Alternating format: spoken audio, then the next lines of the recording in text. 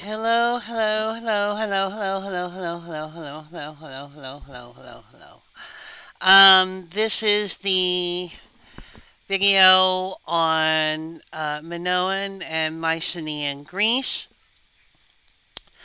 uh, where we're going to talk about, among other things, how Minoan and Mycenaean Greece differed from Mesopotamian civilizations.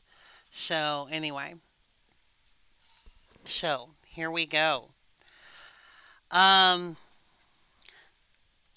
we talk about these two civilizations together because they are both sort of proto-Greek civilizations, um, the precursors of ancient Greece, where you get all the steps and columns and shit.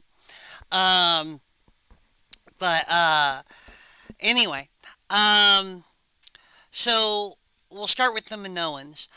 Uh, the Minoan civilization arose around 3000 BCE on a little island called Crete in the Mediterranean, south of mainland Greece and roughly equidistant between Greece and Egypt, or more or less. Anyway, uh, the Minoan civilization lasts for a couple of thousand years, as you can see, whereas the Mycenaean civilization, which arises in Greece, uh, gets going about 1,000 years later, a little more than 1,000 years after the Minoan civilization, and borrows quite a bit from them. Um, both civilizations have a couple of things in common that are related to the geography of the lands in which they developed and how those lands are different from the lands of Mesopotamia and Egypt. So, we're going to talk about those.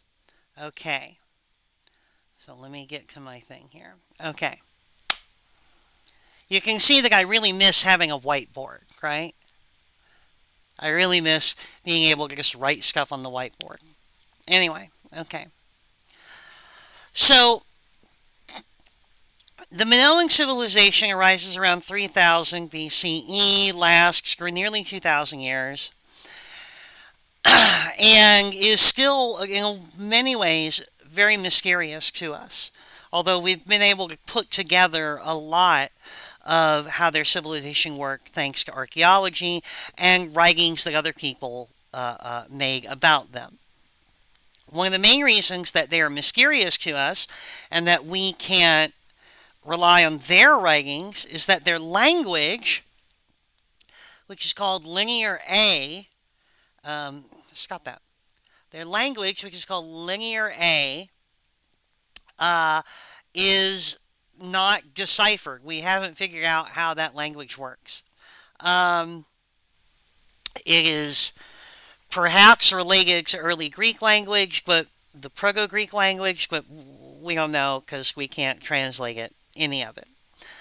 We have to rely entirely on archaeology to understand the Minoan society, and we don't even know what they called themselves. Uh, we know that we refer to them as Minoans based on a legend that the Mycenaeans had about one of their kings, King Minos. So the Minos Minoan. Anyway, Crete was a small island. Still there.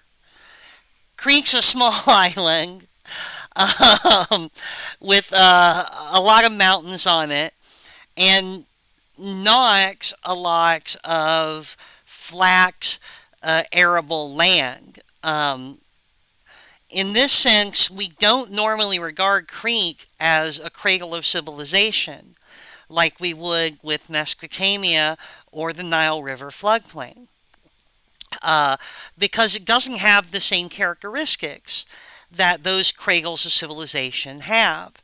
The various cradles of civilization, the Nile River floodplain, Mesopotamia, the Indus River Valley, and the Yellow River Valley in China, all have rivers that help fertilize, make fertile these areas around them. They are within a certain range of latitudes that mean that there's a long growing season, and there's not very harsh winters.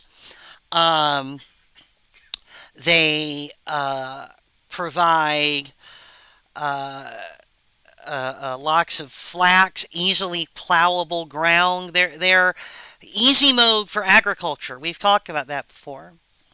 Nothing about Crete would be easy mode for agriculture. Like I said, it is a mountainous island um, with lots of little valleys and little areas that are all sort of carved off from each other and fed by tiny creeks and streams. Um, you can do agriculture there, but you can't do it on the kind of scale that you would expect from a cradle of civilization. Now, we talked about in the first Mesopotamia video, we talked about how the early cradles of civilization, things get going, things start really cooking off there because they could produce a large agricultural surplus and they developed bronze. And this led to the development of city-states ruled by autocratic rulers. If you don't remember that, please go back and review that video. The differences in the geography of Crete and Greece, we'll get to that in a minute.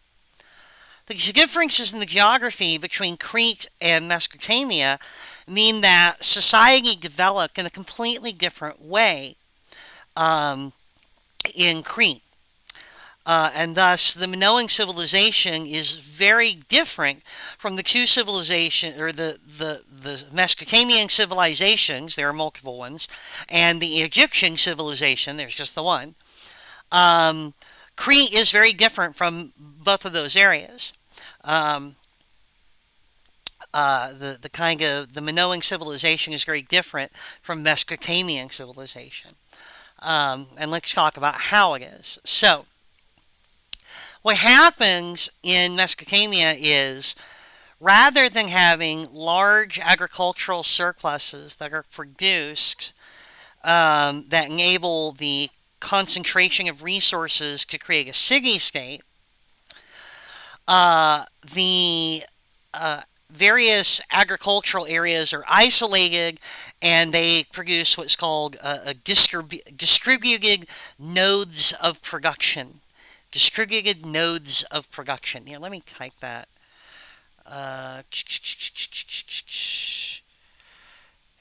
Distributed nodes of production. There, there. Distributed nodes of production. Haha. See, we can just go right to it and add that in. That wasn't there a minute ago. Distributed nodes of production. Um, Basically, I'm going to just keep saying it over. The rest of this video, for however long it lasts, is just me saying distributed nodes of production over and over and over again until you are hypnotized. No, that's not what's happening. I've been given a look, a serious look. Uh, anyway, this is my diet Sunkissed. Zero sugar. This is what my life has come to. Anyway,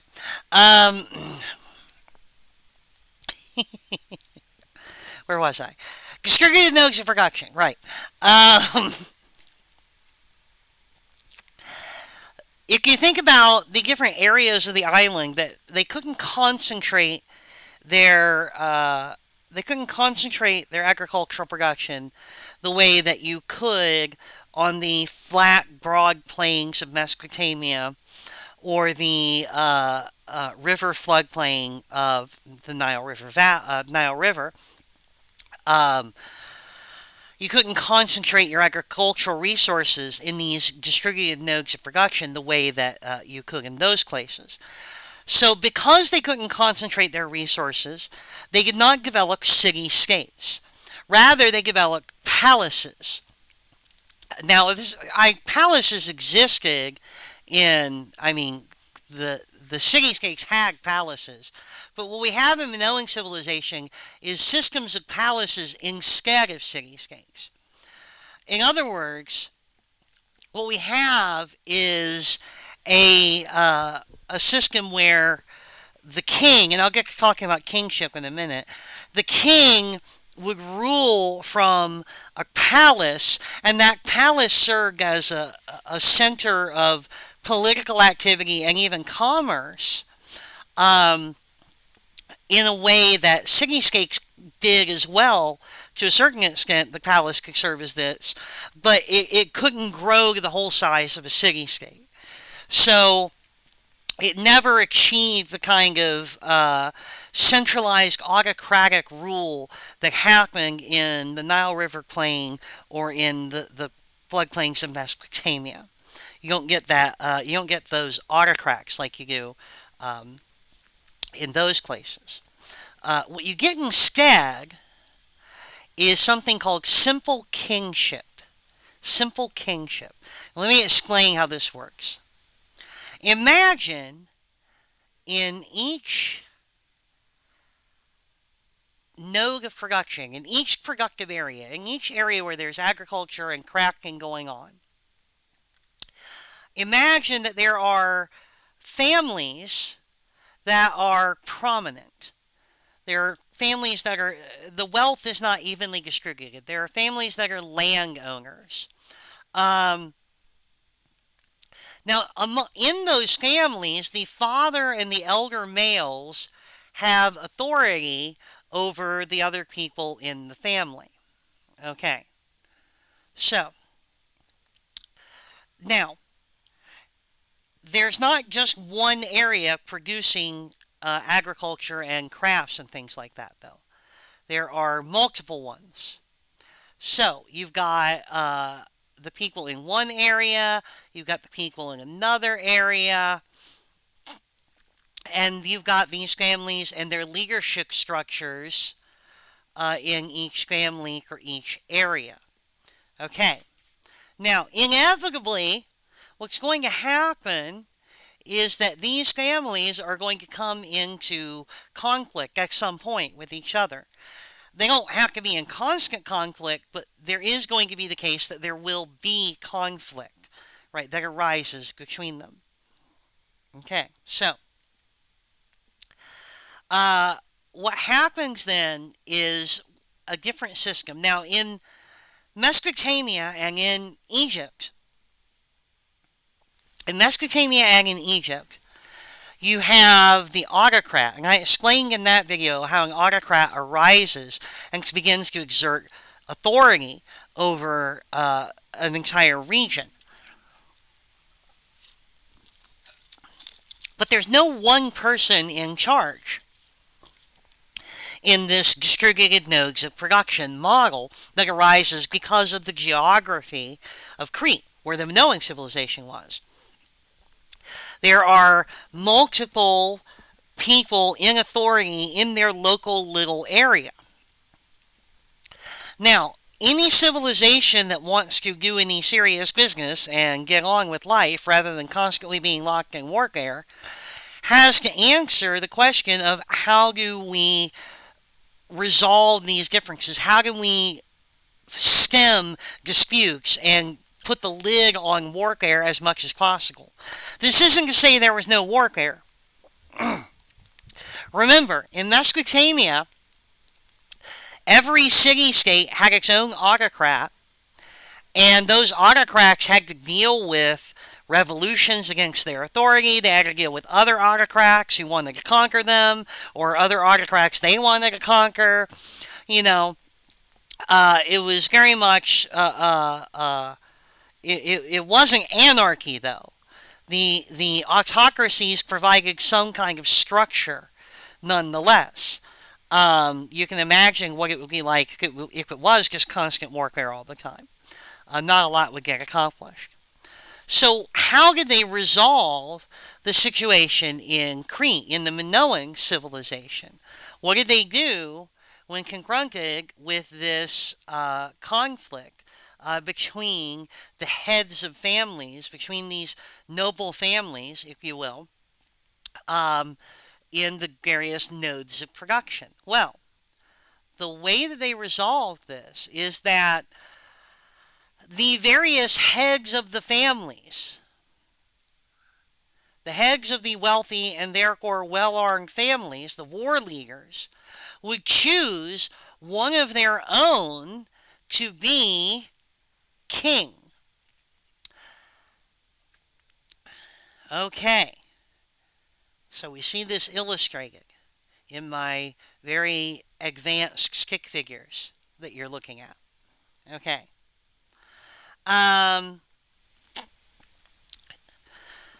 this is a model that we call simple kingship, and it is very different from autocracy. In an autocracy, an autocrat rules as they believe that he is divine, he's related to the gods.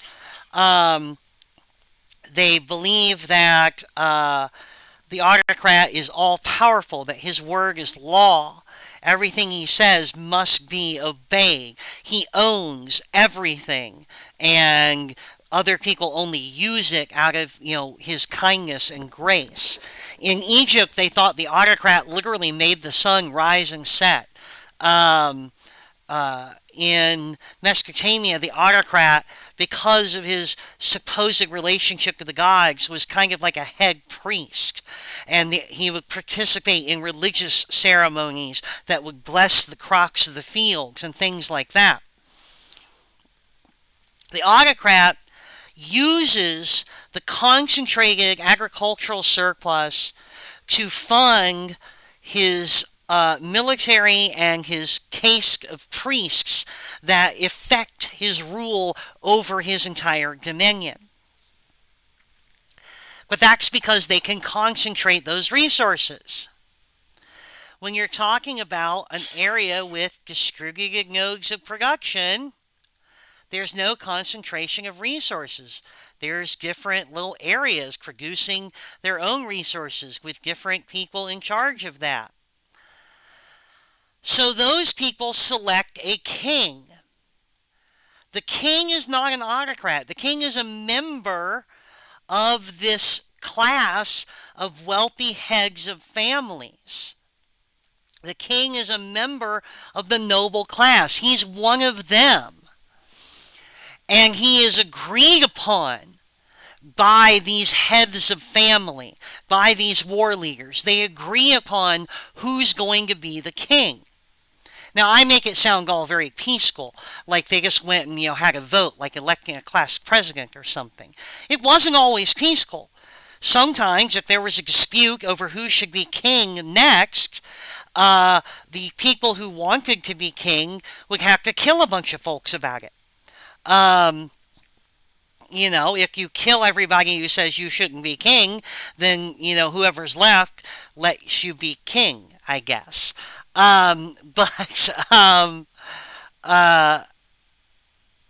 Nonetheless, it must be understood that the king keeps his power, and it is his, it was always a him, because history sucks. Anyway, just one of those things. We'll get to feminism at some point in Humanities 3. Anyway, anyway. Where was I? Right, simple kingship. The king keeps his power by the grace and by the agreement of the various heads of the wealthy families. If every one of those people decided that this person shouldn't be king, voila, he wouldn't be king anymore. He wouldn't be able to be. Maybe he has enough of his own personal forces to dominate the rest, or rather, sorry, not maybe. He definitely doesn't have that, because if he did, he could be an autocrat. If he had enough personal military might to dominate all the heads of the families, he would just be an autocrat. Economically, it's not possible because of the geography of Crete, the way that it is set up, the way that the distribution of production happens because of the physical characteristics of the landscape. The resources can't be concentrated in any one person's hands to a degree that would allow anyone to rule with autocratic might. They have to, the king has to play politics with the heads of the families and get them to agree to allow him to be king. Now, does this involve religion? Sure, it does. It's not that simple kingship does not necessarily mean that they don't believe their king is related to the gods. Maybe all of the members of the wealthy, powerful families claim some relation to the gods. But again, that's a that's a situation different from Mesopotamia, where the autocrat is the one who is related to the gods, and everyone else can suck it. In simple kingship, if the king is related to the gods, then all of the nobles, all of the heads of the wealthy families claim they are related to the gods too. He's not special in that regard. So anyway, simple kingship is a model of social leadership which develops when you're unable to concentrate resources enough to permit autocracy.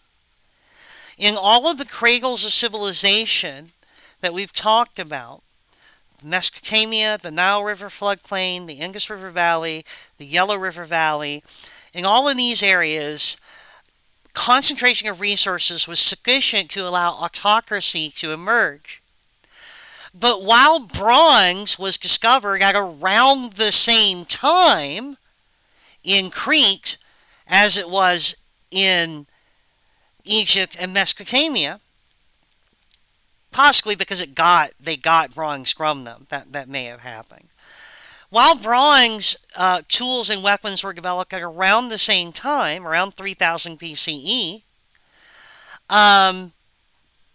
they never developed autocracy in Crete because the landscape, the geography of Crete did not permit the concentration of agricultural surplus that would permit an autocracy to develop.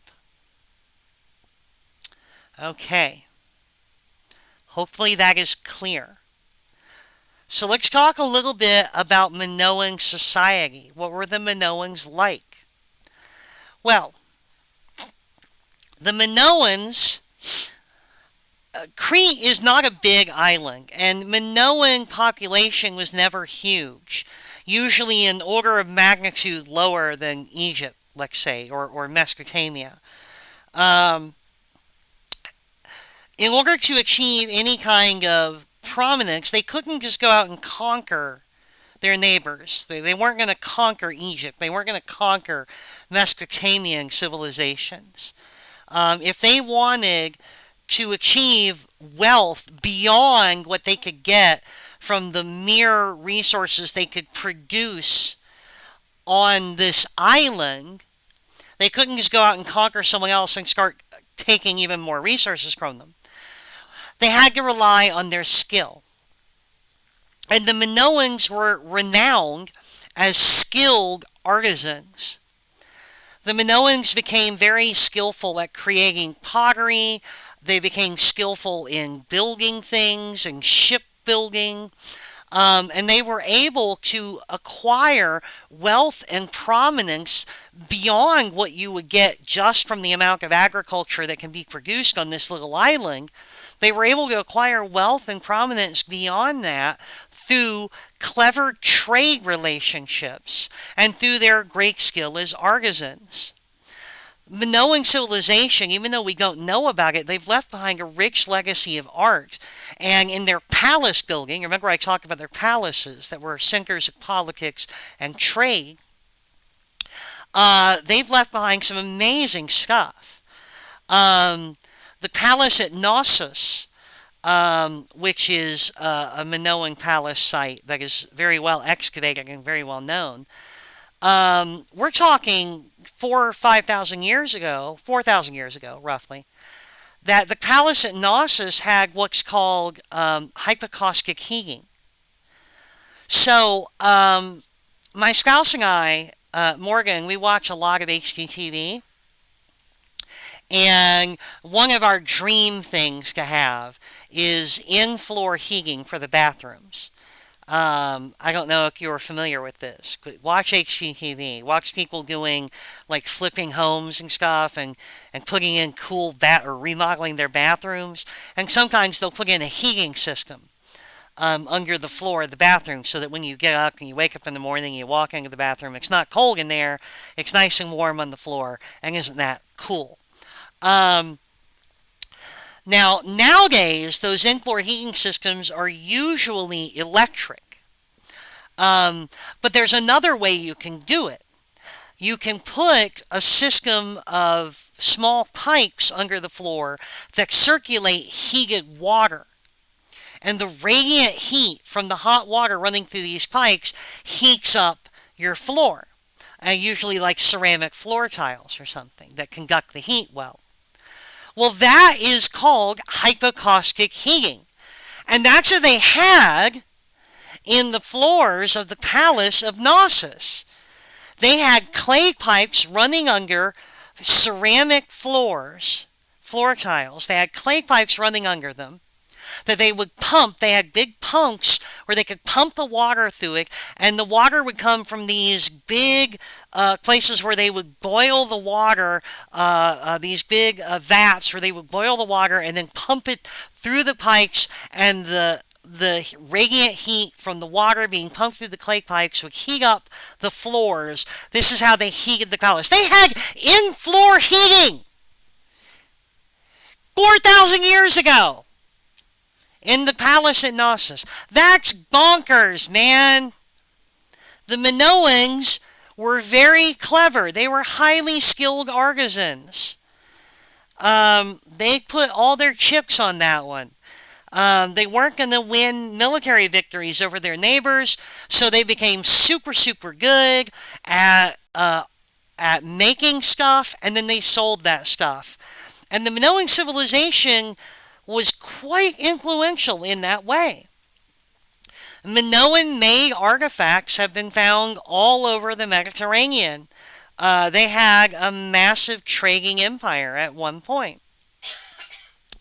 So that's the Minoans. We know that they had weird religious ceremonies that involved bulls. We think that they had an athletic event that involved men jumping over a charging bull, kind of like bullfighting, but different. Just they had a very rich and interesting culture, we think. Remember, we can't read any of their writing. So, hard to tell. That's your homework. Kidding.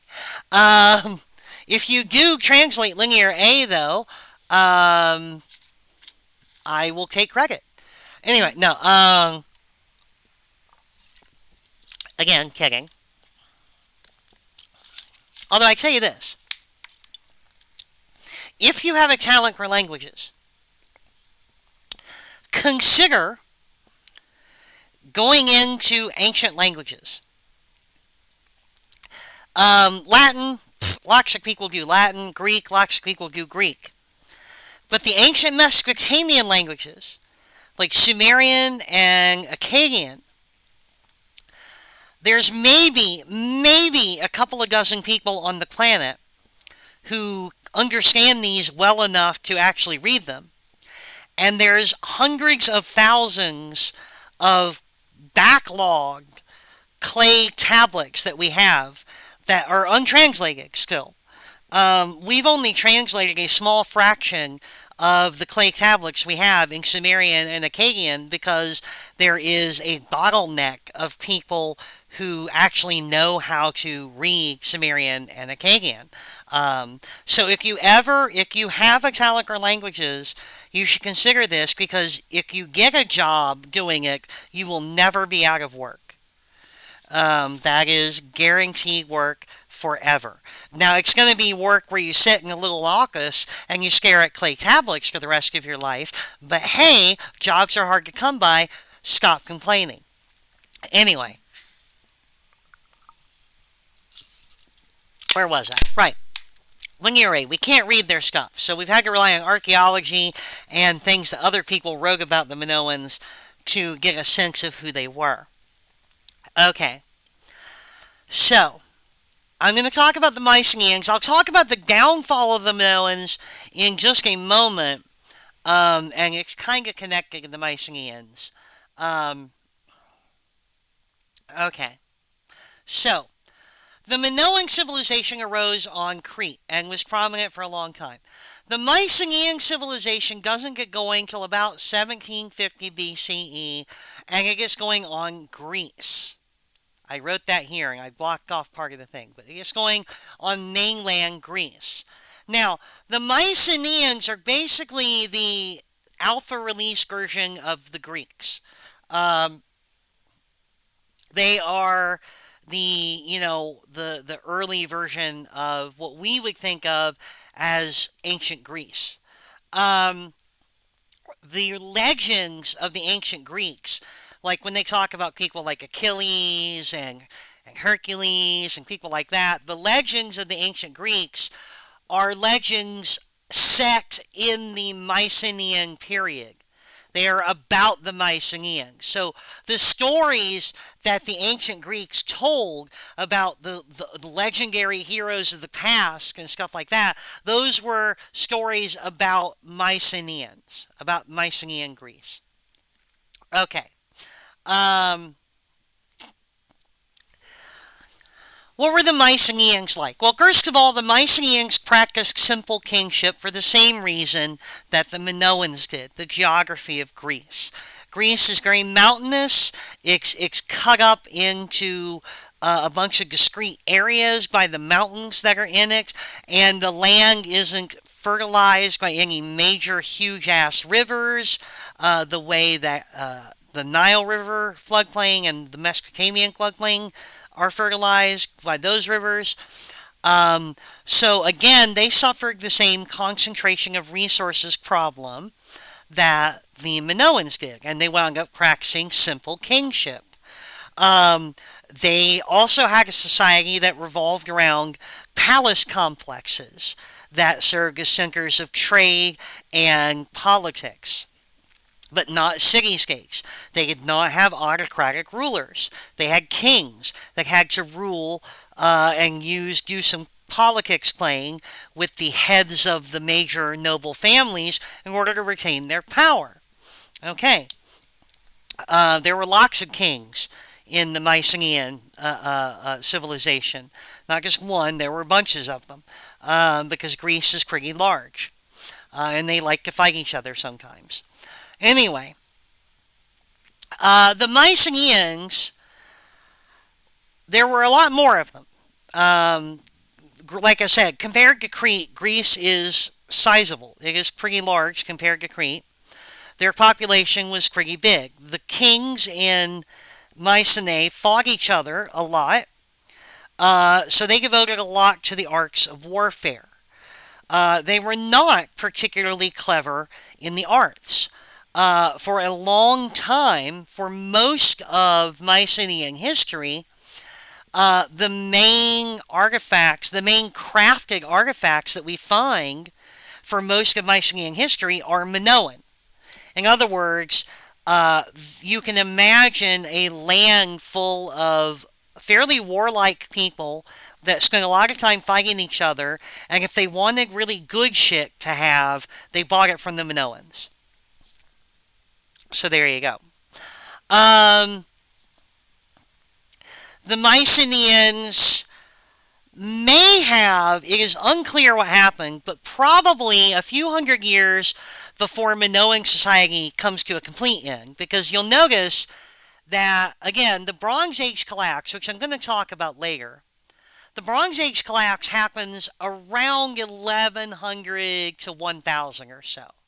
And you'll notice Minoan civilization ends around 1100, Mycenaean civilization ends around 1000.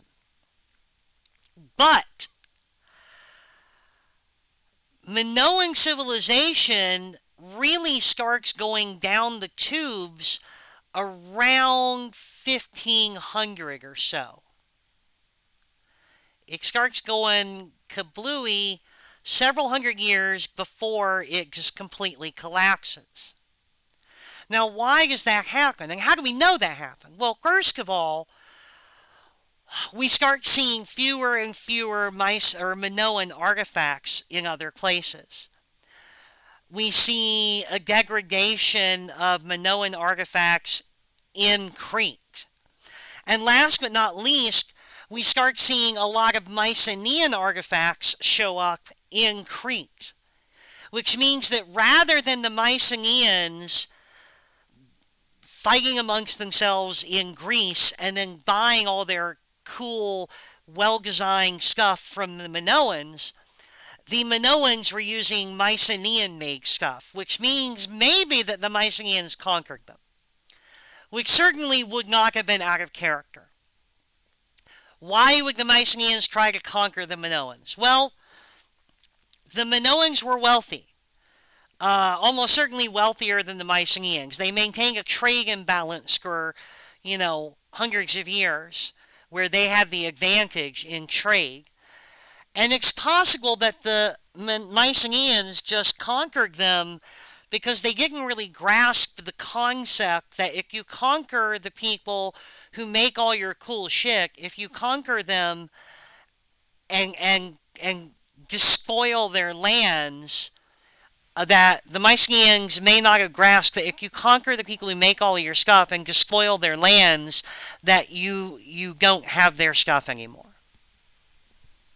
It's a short-term thing at best. It's entirely possible that the Mycenaeans conquered the Minoans. Now, why do I think that that's a strong contestant for the decline of the Minoan civilization? There's been other things proposed. There was a big volcanic eruption around the time that the Minoan civilization goes into decline. That could have had something to do with it. I think that Mycenaean warfare is a strong contender because of another element of the Mycenaean history, and that is the war with Troy. Now, we're going to talk a little bit more about Mycenaeans' war with Troy when we get into the Greek Dark Age and the post-Dark Age.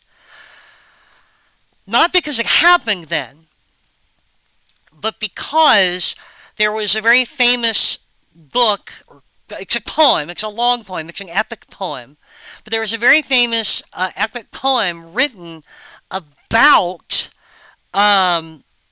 the war between all the Mycenaean kings and a city in what we would now call Turkey called Troy. That's called the Trojan War, and the book about it is called the Iliad. And Ilium was just the Greek word, well, the Mycenaean word, it's the Greek word for Troy. So it's literally this is the book about Troy. Troy Story, yeah. Anyway, I like Troy Story 3 better, but anyway, no, I'm kidding. It's just the book about Troy. So, okay. Okie dokie. For a long time, archaeologists did not believe, because this is a book, this epic poem, it includes, gods and heroes and things like that, and it was written by people about stuff that had happened like 300-400 years before that. And so, for a long time, archaeologists thought it was just mythology.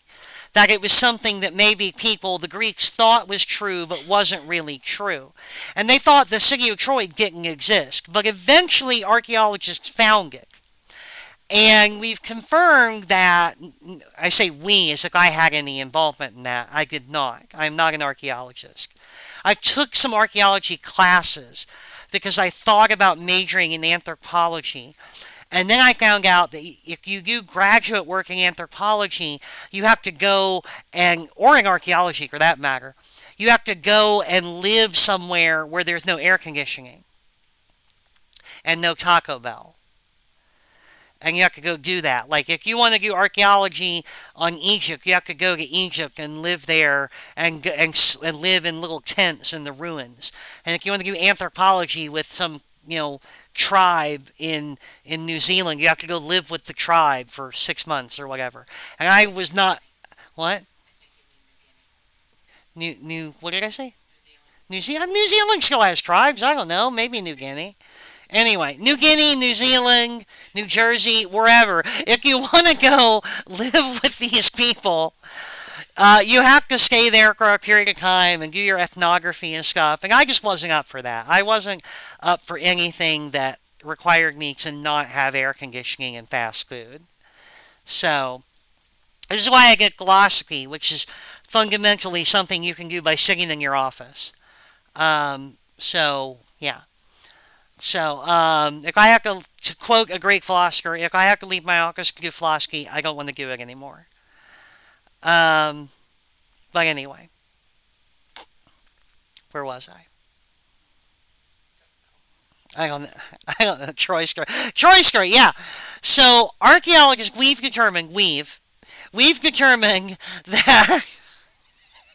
determined that there really was a war between the kings of Mycenaean and this city of Troy. And the reason why that is significant is because Troy was another city that had made its fortune on trade. Troy was a city that served as the main trading port, trade hub for the entirety of Mesopotamia. All the goods of Mesopotamia would flow, before they could flow to Mycenaean Greece, they flowed through Troy. And we know that the Mycenaean Greeks, eventually went to war with Troy and destroyed it. Meaning that they lost access to the trade of Mesopotamia. Possibly because they were just PO'd about having these people having this trade superiority over them. They wanted the wealth of Troy. So they went in and took it, not thinking about the fact that the wealth of Troy was not just the money they had sitting around, it was the money they made constantly as the middlemen in this trade network. So if the Mycenaeans were short-sighted enough, and we know they were, if they were short-sighted enough to go to war with Troy and loot its wealth, without thinking about the fact that, now we have no more access to the goods of Mesopotamia, I think it's perfectly plausible that they were short-sighted enough to go to war with Minoan Crete and loot its wealth without thinking about the fact that, now we're not going to have access to the goods of Minoan Crete anymore. So, I think there's a very strong argument that the Mycenaeans brought about the decline of Minoan civilization. But anyway, both the Mycenaeans and the Minoan civilizations go around 1000 BCE when the Bronze Age collapse happens. Again, that's something I've talked about in other videos. I've alluded to it, and you're going to hear about it in a video all of its own, and maybe even I'll put a link to one of my favorite podcasts that talks about it so you can hear someone talk about it in a monotone tone of voice for 3 hours. Anyway, that's your homework. No, just kidding. Anyway, hopefully you've enjoyed this video. You should now be equipped to answer the question about the difference in modes of subsistence between the early Greeks. So, because remember, modes of subsistence, this is from an earlier video. You have to remember stuff from earlier videos. The modes of subsistence in Greece and in Crete were different. They were still doing agriculture, yes, but they couldn't do it on the same large scale that they did it in Mesopotamia. Oh, wait, hiccup. They couldn't do it. So that led to simple kingship instead of autocracy in Minoan Crete and Mycenaean Greece. Now you know, and knowing is half the battle and all that stuff. Okay, so, alright. That is good. That's another video in the can. I will stop this now and take a break and then record the next video. Yay, bye.